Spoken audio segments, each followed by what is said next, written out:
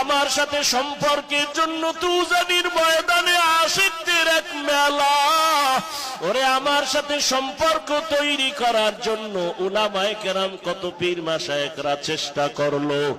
আমার সাথে পরিচয় না নিয়ে হাসরের ময়দানে দাঁড়াইছো। আজ আমি আল্লাহর সাথে তোমার ভালো কোনো আচরণ হবে না। রহমতের নবী নামাজ পড়িয়া এসা পরে আম্মা জান আয়েশার হুজরায় ঘুমায়া গেলেন। হঠাৎ করে সুরে কান্নার আওয়াজ। মসজিদে নববীর মধ্যে যেন কে কান্না করতেছেন। রহমতের নবী উঠিয়া বের হয়ে দেখে মসজিদের মধ্যে রাতের গভীরে কে কান্না করে দেখে জান্নাতি সাহাবী আবু বকর দাঁড়ায় দাঁড়ায় কাঁদেন। মায়ার নবী ডাক দিয়া বলে, আবু বকর গভীর রাতে মসজিদে নববীতে কেন নামাজে দাঁড়ায় কাঁদেন? আবু বকর বলেন, ইয়া রাসূলুল্লাহ, আল্লাহর আদালতে কেমনে যে দাঁড়াইয়া হিসাব দিব? ওই মালিকের পরিচয় তো আমি এখনো পাই নাই। আমার মালিকের পরিচয় জানিয়া যদি হাসরের ময়দানে দাঁড়াই, ওই হাসরের ময়দানে জাহান্নামের আগুনের গরম, অন্যদিকে সূর্যের গরম সহ্য করা সম্ভব হবে না। আল্লাহ তাআলা রাগান্বিত আওয়াজ দিয়া বলবেন, লিমানিল মুলকুল ইয়াউম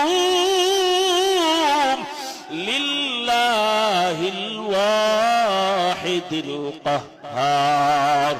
আল্লাহ বলবেন, আজ দিনের রাজত্ব কার? ও রাজা বাদশারা, ও অহংকারীরা, আলেম ওলামারা পায়ে ধরে ধরে বুঝায় নামাজ পড়ো, পর্দা করো, হালাল খাও।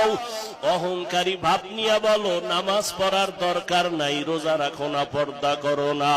ওরে আম্মা জান আয়েশা জিজ্ঞাসা করেন, ইয়া রাসূলুল্লাহ, আমার ঘরে বসে আপনি কান্না করেন কেন? কোনো বেয়াদবি হলো নাকি?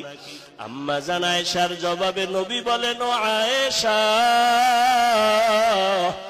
আমি মাঝে মাঝে বেশি কান্না করি দুইটা কথা যখন আমার মনে হয়।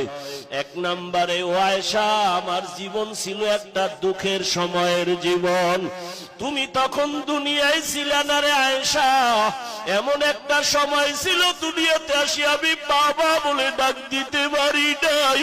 6 বছরে আমি মা হারাইয়া বড় ইয়তীম।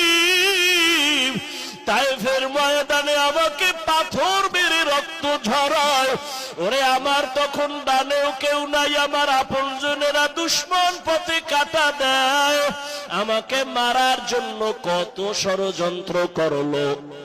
ওই সময় আমার কেউ নাই। ওই সময় আমার একজন আপন সঙ্গিনী ছিল খাদিজা, আরবের বড় ধনী। সব সম্পদ আমাকে দান করে দিয়েছিল। আমি দিনের দাওয়াত দিয়া যত রাতেই ঘরে আসতাম, খাদিজা দরজা খুলি অপেক্ষা করত, একটা সেকেন্ডের জন্য ঘুমায় না। ওই খাদিজার কথা যখন আমার মনে পড়ে, আমি চোখের পানি ধরে রাখতে পারি না। আমার বংশের দুশমনেরা 3টা বছর শিয়াবে আবু তালিবে আমাকে গৃহবন্দী করে রেখেছে। পানি দেয় না, খানা দেয় না। আমি মোহাম্মদ গাছের পাতা চাবাইয়া চাবাইয়া খাইয়া পেটের ক্ষুধা নিবারণ করেছি। আমার খানা নাই, পাতা চাবায়া চাবায়া খাই। ওই খাদিজাও আমার সাথে হাজির। খানা বন্ধ করে আমার সাথে আসিয়া ওই গাছের পাতা চাবায়া চাবায়া খাইতো। ওই খাদিজার কথা যখন মনে পড়ে, আমি চোখের পানি ধরে রাখতে পারি না। আর আমার মাঝে মাঝে কান্না, কিয়ামতের কথা যখন আমার মনে পড়িয়া যায়, আমি চোখের পানি ধরে রাখতে পারি না। কিয়ামতের ময়দান এত ভয়ঙ্কর হবে, ওই ময়দানটা নারী আর পুরুষ সব উলঙ্গ দাঁড়াবে। আমার আল্লাহর আদালত বড় গরম হয়ে যাবে। জাহান্নামের আগুনের আওয়াজ, জাহান্নাম চিল্লাইবে আর বলবে, আল্লাহর নাফরমান গুলো কই? বেনামাজি গুনাহগার গুলো আমার পেটে দাও। ওরে সূর্যের গরমে জমিনটা তামা হয়ে যাবে, ওই সময় আমার উম্মতের কি উপায় হবে? সমস্ত নবীরা কাঁদবেন, তাদের নিজের জন্য উম্মতের কথা ভুলিয়া যাবেন। উম্মতেরা পাগলের মতো ঘুরতে ঘুরতে এক পর্যায়ে আমি মুহাম্মদের তালাশ করবে।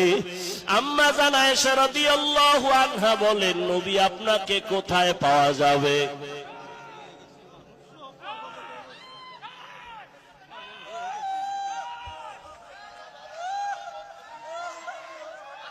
আল্লাহ